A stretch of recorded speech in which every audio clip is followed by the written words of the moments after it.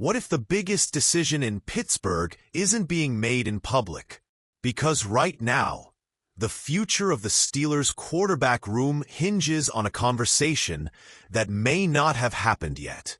When the Pittsburgh Steelers replaced their head coach of 19 years with Mike McCarthy, the assumption felt obvious. McCarthy won a Super Bowl with Aaron Rodgers. The history was there. The familiarity was there. A reunion almost felt inevitable. But weeks later, there is still no confirmation that Rodgers will be part of this new era. And now, McCarthy has finally addressed it. Speaking about Rodgers' future, McCarthy kept his tone measured. He didn't lean into nostalgia. He didn't shut the door. Instead, he framed it with perspective. "I think it's like all your experiences in life, they're assets," McCarthy said, emphasizing that communication between both sides has been solid. "We'll see what the future holds, but we're definitely preparing for both scenarios." Both scenarios. That phrase matters because it tells us something important. There is no final answer yet. No handshake agreement. No public commitment. The Steelers are operating in uncertainty, and they're planning accordingly. McCarthy even acknowledged that Rodgers is going through his normal offseason routine. There has been no indication, at least publicly, that the quarterback has fully committed to continuing, and that silence is driving the conversation. For many fans, this was supposed to be simple. McCarthy arrives. Rodgers follows. A familiar partnership is rekindled. The offense stabilizes. The transition feels seamless. But history isn't always that clean. Yes, McCarthy and Rodgers won a Super Bowl together in 2011.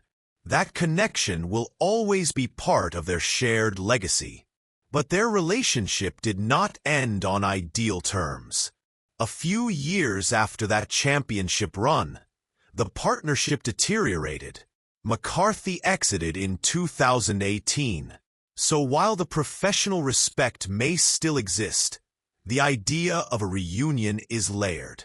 It's not just about scheme fit. It's not just about experience. It's about whether both sides truly want to revisit that dynamic. And as of now, that answer remains unclear. Steelers insider Ray Fittipaldo suggested that clarity could arrive soon, potentially as early as the NFL scouting combine or shortly thereafter. That timeline feels significant.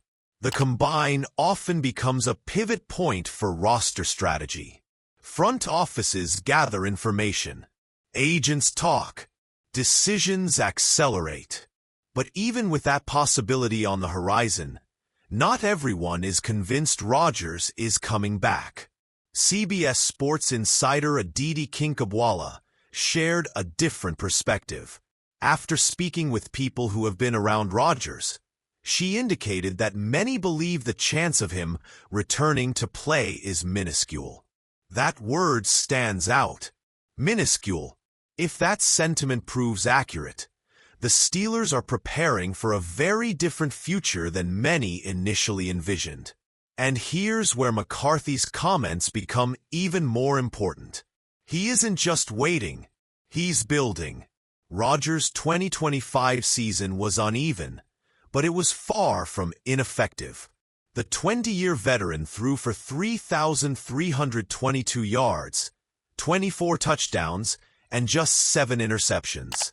Those numbers came in a year where no wide receiver crossed the 1,000-yard mark. The front office struggled to provide a consistently dominant target, yet Rodgers still protected the football and produced efficiently. For a quarterback entering the league as the oldest starter in 2025, that level of ball security and productivity carries weight. But McCarthy made something clear. The offensive system cannot depend on one name.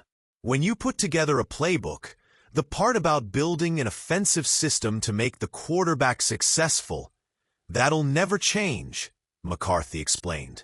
I'm not naive to the fact that we could be playing with a first-year starter as opposed to a 20-plus-year starter. That is a coach speaking pragmatically. He understands the spectrum of possibilities. On one end, a veteran with 2 decades of experience. On the other, a first-year starter navigating the speed of the NFL for the first time. And he's designing for both. McCarthy even described a specific example from a recent morning meeting. The staff designed a play-action concept. If Rodgers is under center, it's executed one way. If it's Will Howard or another young quarterback, it's adjusted. That level of detail reveals something about the Steelers' approach. They are not waiting for certainty before building structure. They are installing flexibility into the system itself.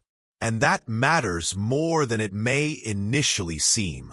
Offensive identity often gets tied to quarterback personality. But McCarthy's philosophy suggests adaptability. The core system remains intact. The execution evolves based on who takes the snap. If Rodgers returns, the offense can lean into experience, protection checks, pre-snap adjustments, full-field reads, timing routes built on anticipation. If he doesn't, the structure may simplify. More defined reads, play-action emphasis, movement concepts designed to help a young quarterback settle. That dual-track preparation signals readiness, not indecision. Still, the pressure is real. Replacing a veteran quarterback is never straightforward. Even if Rodgers' season had its inconsistencies, his presence carries leadership value and institutional knowledge. Losing that requires recalibration, and the alternatives are wide-ranging. Will Howard, Mason Rudolph, a high-ceiling draft prospect, a veteran in free agency. Each path comes with its own timeline and risk profile. Howard represents developmental upside. Rudolph brings familiarity. A draft prospect introduces potential long-term growth. A free agent offers immediate experience, but at a cost. McCarthy isn't publicly advocating for any single option. Instead, he's emphasizing preparation. That restraint speaks to leadership maturity. It's easy to speculate. It's harder to construct an infrastructure that can absorb multiple outcomes without losing direction. The Steelers appear committed to the latter. And yet, the clock is ticking.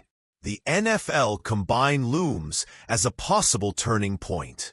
If Rodgers communicates his intentions during that window, the franchise can pivot decisively. If the decision extends beyond that, contingency plans must accelerate. Because roster building does not pause for uncertainty. Free agency approaches. Draft boards take shape. Coaching installs deepen. At some point, clarity becomes necessary. But until that clarity arrives, McCarthy's message remains consistent. Prepare for both. That phrase keeps echoing. It reflects humility. It reflects realism. And perhaps most importantly, it reflects the understanding that legacy relationships do not guarantee future alignment. For fans, the emotional pull of a McCarthy-Rodgers reunion is understandable. Shared history carries weight. Championship memories endure. But franchises cannot operate on nostalgia alone. They operate on timelines, salary structure, developmental arcs, and strategic windows. If Rodgers returns, it will be because both sides believe there is unfinished competitive business. If he doesn't, it won't necessarily represent conflict. It may simply reflect a quarterback evaluating his path and deciding the next chapter lies elsewhere or nowhere at all. Until that decision is spoken, Pittsburgh exists in the space between possibility and planning, and that space demands composure. McCarthy's public comments suggest he understands that dynamic fully.